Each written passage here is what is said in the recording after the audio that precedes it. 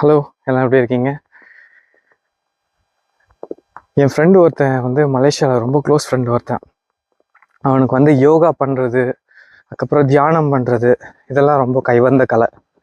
அவன் என்ன எனக்கு சொல்லி கொடுத்தான்னா, தியானம் பண்ணுறது ரொம்ப ரொம்ப ஈஸி அப்படி சொல்லுவான். நான் சொல்லுவேன், தெரிஞ்சவங்க எல்லாருமே ரொம்ப ஈஸின்னு தானே சொல்லுவாங்க. அது எனக்கு புரிகிற மாதிரி நீ எப்படி சொல்லி கொடுப்ப அப்படின்னு நான் கேட்டேன். அவன் சொன்னான், இப்போ நீ வந்து வீட்டில் இருந்து கிளம்புற அப்படி சொன்னா, நீ வீட்டில் இருக்க லைட்டை அணைச்சிட்டு போவ. கரெக்டாக வீட்டில் இருக்க ஃபேனு, அடுப்பு, அதுக்கப்புறம் லைட்ஸ் எல்லாத்தையும் அணைச்சிட்டு போயிடுவோம் வீட்டை விட்டு. அந்த மாதிரி நீ படுக்க போகிறேன்னு சொன்னால் நீ என்ன பண்ணுவ?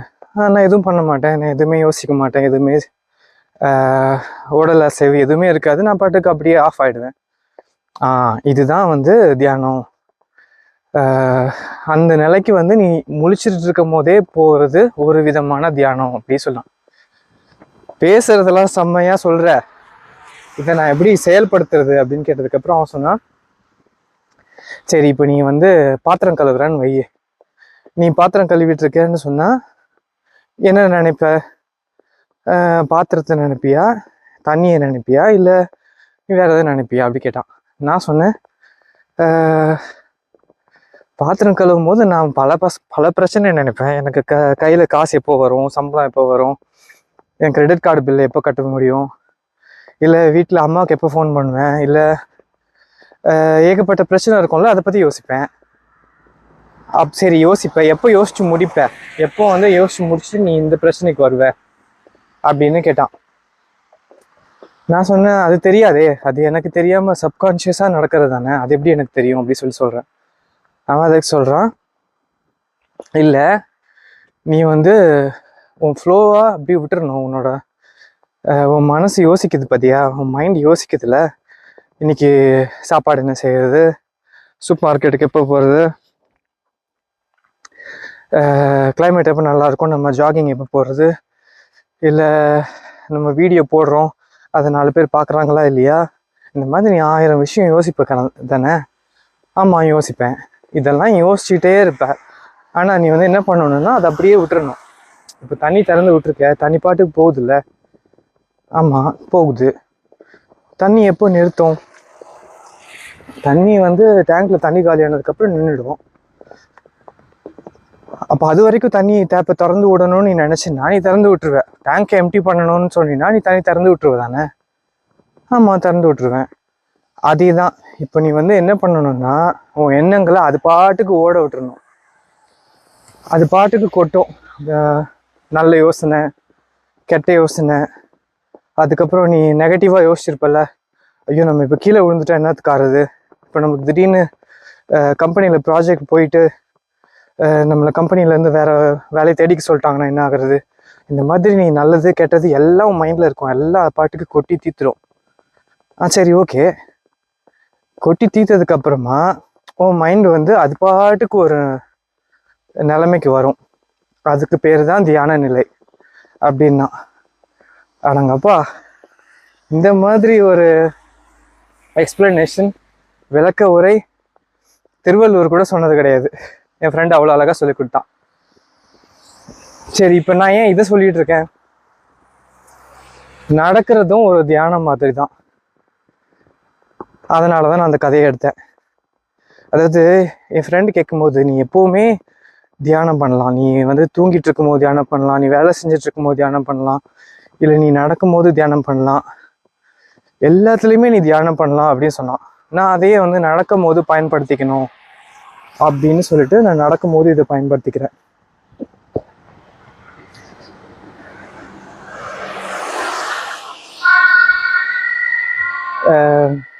உங்ககிட்ட பேசிக்கிட்டே லைட்டாக வலுக்கிற மாதிரி ஆயிடுச்சு. எதிரில் வந்த பாட்டிக்கு வழி விடணும்னு சொல்லிட்டு கொஞ்சம் தள்ளி வந்தேன், வலுக்கிற மாதிரி ஆயிடுச்சு. சரி, நம்ம நடக்கும்போது எப்படி தியானம் பண்ணுறது? அதே கான்செப்ட் தான். அதாவது டேப்பை திறந்து விட்டால் தண்ணி அது பாட்டு கொட்டிக்கிட்டே இருக்கும். டேங்க்கு காலியானதுக்கப்புறம் தண்ணி நின்றுடும், கரெக்டாக? அதுக்கப்புறமா நீங்கள் புது தண்ணியை டேங்க்கில் ஏற்றிக்கலாம். அதே மாதிரி தான் நம்ம மைண்டும். நீங்கள் பாட்டுக்கு நடக்கும்போது எல்லா பிரச்சனையும் யோசிப்பீங்க. காசு பிரச்சனை, ஃபேமிலி பிரச்சனை, சாப்பாட்டு பிரச்சனை, அதுக்கப்புறம் உடம்புல ஏதாவது நோய் இருந்துச்சுன்னா அந்த பிரச்சனை, சக்கரை இருக்குது உடம்புல அப்படின்னா அந்த பிரச்சனை, இந்த மாதிரி உங்களுக்கு ஏகப்பட்ட பிரச்சனை இருக்கும்ல. அதை பற்றி நீங்கள் யோசிச்சுக்கிட்டே இருப்பீங்க. என்ன பண்ணணும்னா வெறும் சிம்பிளாக நீங்கள் பாட்டுக்கு ஓட விட்டுறணும். எந்த எண்ணத்தையும் வந்து நீங்கள் ஃபோர்ஸ் பண்ணக்கூடாது. ஃபோர்ஸ் பண்ணக்கூடாதுன்னா அதுக்கு என்ன அர்த்தம்? ஃபோர்ஸ் பண்ணக்கூடாதுன்னா நீங்கள் இப்போது வந்து உங்களோட காசு பிரச்சனையை பற்றி யோசிச்சுட்டு இருக்கீங்கன்னு வச்சுக்கோங்களேன். அந்த இடத்துல இருந்து நீங்கள் திடீர்னு நான் இப்போ காசு பிரச்சனைக்காக யோசிச்சுட்டு இருக்கேன், ஓ மேபி நான் வேறு வேலை தேடணும், மேபி நான் காசு கொஞ்சம் அதிகமாக செலவு பண்ணுறதை கட்டுப்படுத்தணும், இப்படி நீங்கள் அதுக்கப்புறமா நீங்கள் அது கொட்டிக்கிட்டு இருக்கு, அதாவது உங்கள் எண்ணங்கள் கொட்டிக்கிட்டு இருக்கு. நீங்கள் அதை போய் வலுப்படியாக நிறுத்தி ஒரு எண்ணத்துலேயே பிடிச்சி தொங்கிட்டு நிற்கக்கூடாது. சரியா? முதல்ல ட்ரை பண்ணி பார்ப்போம். அந்த மாதிரி இப்படி நான் சொல்லிட்டு இருக்கும்போது முக்கியமாக எனக்கு வர்ற பிரச்சனைனா, நான் எதை பற்றி அதிகமாக யோசிப்பேன்னா காசு பிரச்சனை. என்னோட ஃப்ரெண்டோட அம்மா வந்து என்ன சொன்னாங்கன்னா, ஏப்பா நீ ஈஸியாக சொல்லிடுற, நடங்க, தினமும் நடங்க, யார் என்ன நினச்சாலும் பரவாயில்ல நடங்க அப்படி சொல்லி. ஆனால் எனக்கு உடம்புல 1000 பிரச்சனை வச்சுக்கிட்டு நான் எப்படி நடப்பேன்? எனக்கு வந்து முட்டு வலிக்குது, எனக்கு வந்து வெளியில் போனாலே ஒத்துக்க மாட்டேங்குது, தூசு ஒத்துக்க மாட்டேங்குது அப்படின்னு நீங்கள் சொல்கிறீங்க வச்சுக்கோங்க, என் ஃப்ரெண்டோட அம்மா மாதிரி. அப்போ நான் வந்து ஒரு எடுத்துக்காட்டு சொல்வேன். என்னோட வீட்டு ஓனர் அம்மாவுக்கு வந்து வயசு 78. அவங்க வந்து நம்ம ஊருக்கு ஒரு தடவை வந்திருந்தாங்க. ராஜஸ்தானில் அந்த மலையெல்லாம் சுற்றி பார்க்குறதுக்கு, அந்த அரண்மனையெல்லாம் சுற்றி பார்க்குறதுக்கு ஒரு தடவை வந்திருந்தாங்க. வந்து 2வது நாள் என்ன ஆயிடுச்சு, படி வந்து நம்ம ஊரில் எல்லாம் ஒரே மாதிரி அளவில் இருக்காதுல்ல. ஒன்று வந்து ஒரு 10 சென்டிமீட்டர் கம்மியாக இருக்கலாம், ஒரு 2 சென்டிமீட்டர் கம்மியாக இருக்கலாம் அதிகபட்சம், ஆனால் ஒன்று போல் இருக்காது. அவங்க அதை கணக்கு பண்ணிட்டு காலை என்ன பண்ணிட்டாங்க தெரியாமல் ஒரு படி இருக்குன்னு நினச்சி அதை வச்சுட்டாங்க. ஆனால் அதில் படி இல்லை, ஒரே படி தான் அவ்வளோ நீளமாக இருந்திருக்கு. அதனால் அதில் தடிக்க கீழே வந்து அவங்களுக்கு வந்து 2வது நாள்லேயே பாதம் உடஞ்சி போச்சு. வெளியூரில் வந்து இப்படி கால்லாம் உடஞ்சி போச்சு சொன்னால் அவங்களுக்கு எவ்வளோ கஷ்டம் இருக்கும். அந்த மாதிரி தான் அவங்க கஷ்டப்பட்டு எப்படியோ வீடு வந்து சேர்ந்து ஃப்ளைட்லேயே ஏற்றி அவங்க வந்து ஆப்ரேஷன் பண்ணி எப்படி சரியாயிட்டாங்க. வந்துட்டு அவங்க ஒரு டீச்சர் அம்மா வந்திருக்காங்க. அதுக்கப்புறம் என்ன ஆயிடுச்சு, ரிட்டையர்ட் தான், ஆனாலும் அவங்கள வந்து ஸ்கூலுக்கு கூப்பிட்ருக்காங்க ஏதோ ஒரு விழாக்காக. விழாவுக்கு போனவங்க இந்த மாதிரி ஒரு நாள் தான், பனி விழுந்துட்டு இருக்க நாள். போனவங்க சைக்கிளில் போகாமல் இருக்கலாம்ல, ஆசை யாரை விட்டுச்சு, தன்னம்பிக்கை. அவங்க என்ன பண்ணாங்க, சைக்கிள்லேயே போயிட்டு நல்லா தெரிஞ்ச ரோட்லேயே வழுக்கி விழுந்து முட்டி உடஞ்சி போச்சு. ஒரு முட்டினாலும் பரவாயில்ல, 2 முட்டியும் கரெக்டாக ஊனி அதில் 2 முட்டியும் உடஞ்சி போச்சு. அதுக்கப்புறம் அவங்களுக்கு வந்து ஒரு ப்ரோஸ்தட்டிக் மாதிரி ஒரு ரப்பர் மாதிரி வச்சு அந்த இடத்த சுத்தப்படுத்தி க்ளீன் பண்ணி அவங்க மறுபடியும் அதுலேருந்து வர்றதுக்கு ஒரு 2-3 மாதம் ஆயிருக்கு. அதுக்கப்புறமும் நான் இந்தியா வந்து தான் தீருவேன், நான் ஆரம்பிச்சதை நான் முடிக்காமல் விட மாட்டேன் அப்படின்னு சொல்லி இன்னொரு தடவை என் கூட நான் ஊருக்கு வரும்போது என் கூட வந்து நம்ம சென்ட் தாமஸ் மவுண்ட்லேருந்து காஞ்சிபுரம்லேருந்து கேரளா வரைக்கும் போய் அவங்க வந்து 75 வயசில் இந்த வேலையெல்லாம் பண்ணிட்டாங்க. நான் யோசிப்பேன், உடம்புலையா அப்போ இருக்கு ஸ்ட்ரென்த்து, இல்லை மனசில் இருக்கா அப்படின்னு யோசிப்பேன். அவங்க பண்ணுறதெல்லாம் பார்க்கும்போது அவங்க உடம்பு வந்து ரொம்பவே ஒல்லியான உடம்பு, அந்த மாதிரிலாம் நம்ம ரொம்ப சாதாரணமாக ஒரு லேடி பார்த்து இவங்க ரொம்ப வீக்காக தானே இருக்காங்க அப்படின்னு நினைப்போம்ல, அந்த மாதிரி ஒரு உடம்பு தான் அவங்களுக்கு. ஆனாலும் அவங்க எப்படி அதை செய்கிறாங்க, எல்லாமே மனசில் தான் இருக்குது. இப்போ நீங்கள் வந்து யோசிக்கிறீங்கன்னு வச்சுக்கோங்களேன், நான் 1000 பிரச்சனை இருக்குப்பா, நான் இதில் எங்கேப்பா போய் நடப்பேன் அப்படின்னு என் ஃப்ரெண்டோட அம்மா மாதிரி சொல்கிறீங்கன்னு வச்சுக்கோங்க, முட்டு வலி இருக்குன்னு சொல்லி. அதை சரிப்படுத்துறதுக்கு என்ன பண்ணணும்னு தான் பார்க்கணும். ஒரு டாக்டர்கிட்ட போய் அவர் என்ன சொல்லுவார், முதல் வேலையை வெயிட்டு குறைங்கம்மா சொல்லுவார். அவர் அதுக்கு தானே 5 வருஷம் 6 வருஷம் படிச்சிருக்காரு இதை சொல்கிறதுக்கு. இது நம்மளுக்கு தெரியாது பாருங்க. ஏன்னா நம்ம சொன்னால் நம்ம அம்மாங்களோ நம்ம அத்தைங்களோ நம்ம குட்டி பொடி பையனா வளர்த்த பசங்க இவங்க சொல்லி நம்மளுக்கு வந்து விஷயம் ஏறாது மண்டையில் அப்படின்னு சொல்லி அவங்க டாக்டர்கிட்ட போயிட்டு அதை கேட்டு அவங்க டாக்டர் என்ன சொல்கிறாங்களோ அதை கேட்டுக்குவாங்க. ஸோ அவர் என்ன சொல்கிறாரு, வெயிட்டை குறைங்கிறாரு. வெயிட்டை குறைக்கணும்னா நம்ம நடக்கணும். அதுக்கு தானே நம்ம பிரச்சனைன்னு முதலே போகிறோம். வெயிட்டை குறைக்காம நீங்கள் எப்படி நடங்கன்னு சொல்லுவீங்க? இல்லை நடக்கிறதுக்காக நீ வெயிட்டு குறைன்னு சொல்கிற, எனக்கு அதுக்கு முட்டி வலிக்குதே, நீ எப்படி நடங்க வெயிட்டு குறைங்கன்னு சொல்லுவ? அதுக்கு படி சொல்ல மாட்டாங்க டாக்டர்ஸ். ஆனால் நம்ம பொடி பொடியாக இப்படி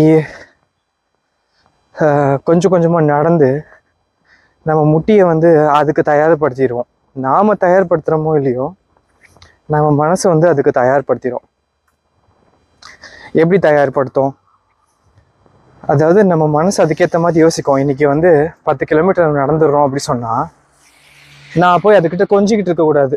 நீ இன்றைக்கி 10 கிலோமீட்டர் நடந்து தான் தீரணும், நடக்கலைன்னா நம்மளுக்கு இன்றைக்கி முடியாது, நீ நடக்கலைனாலும் பரவாயில்ல, நம்ம 5 கிலோமீட்டராவது நடந்துடலாம் அப்படிலாம் வந்து நம்ம அதுக்கிட்ட போய் கொஞ்சிக்கிட்டு இருக்கக்கூடாது. கட்டளை மாதிரி கொடுக்கணும். இன்றைக்கி நீ 10 கிலோமீட்டர் நடந்து தான் தீரணும். அதாவது 10 கிலோமீட்டர்னா நம்ம ரொம்ப வைல்டாக போக தேவையில்ல. முதல்லையே இன்றைக்கி நீ ஒரு 4 ரவுண்டு நடந்து தான் ஆகணும். உங்கள் வீட்டை சுற்றியோ இல்லை உங்கள் வீட்டு பக்கத்தில் இருக்க பார்க்கை சுற்றியோ இல்லை உங்கள் மொட்டை மாடியிலையோ நீங்கள் யோசிக்கோங்களேன், ஒரு 10 ரவுண்டு நடந்து தான் தீரணும் அப்படின்னு நினச்சிட்டிங்கன்னு வச்சுக்கோங்களேன். நீங்களே ஆச்சரியப்பட்டுருவீங்க. கடைசியில் நீங்கள் நடந்து முடிச்சிருவீங்க. ஆனால் நீங்கள் வந்து நடுவில் வந்து யோசிக்கக்கூடாது, நம்ம ரொம்ப நடந்துட்டோம் போல இருக்கே அப்படின்லாம். இப்போ நான் எங்கேயோ ஆரம்பித்து எங்கேயோ வந்துட்டேன்ல. யோகாவில் ஆரம்பித்து நம்ம மனசு தான் எல்லாத்துக்கும் காரணம் அப்படின்னு எல்லாம் சொல்லிட்டு இப்போ கடைசியில் எங்கேயோ வந்து முடிக்கிறேன். உடம்பு தான் மனசு, மனசு தான் உடம்பு. ஆனால் நீங்கள் வந்து உடம்பு வச்சுட்டு மனசை கட்டுப்படுத்தக்கூடாது, மனசை வச்சு தான் உடம்பை கட்டுப்படுத்தணும். இதுதான் என் ஃப்ரெண்டு யோகாவில் இல்லை தியானத்து மூலமாக எனக்கு சொல்லி கொடுத்தது. அப்படின்னா வளைக்க முடியாதது கூட வளைச்சிடலாங்கா அப்படி சொல்லி கொடுத்தான். நான் அதை முழுசாலாம் சாதிச்சிடல. இப்போ தான் நானும் கொஞ்சம் கொஞ்சமாக ஆரம்பிச்சிருக்கேன். நானே ஒரு ஆர்வ கொள்ளாதுன்னு வச்சுக்கோங்களேன். இப்போ தான் படிச்சுட்டு இருக்கேன் புதுசாக எல்லாத்தையுமே.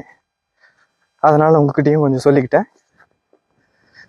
நீங்களும் அதே மாதிரி நடக்கும்போது குழாயை தண்ணியை வெளியே விடுற மாதிரி நீங்கள் யோசிக்கிற எல்லா தாட்ஸையும் வந்து எல்லா எண்ணங்களையும் அது பாட்டுக்கு ஓட விட்டுருங்க. அதுக்கப்புறமா நடந்துட்டு என்ன நடக்குதுன்னு நம்ம பார்க்கலாம். நானும் இப்போ தான் ஆரம்பிச்சிருக்கேன். என்னோட டேப்பில் என்னென்ன தண்ணி வருது தெரில, பார்க்கலாம். அடுத்த மீட்டிங்கில் பார்க்கலாம். ஓகேவா?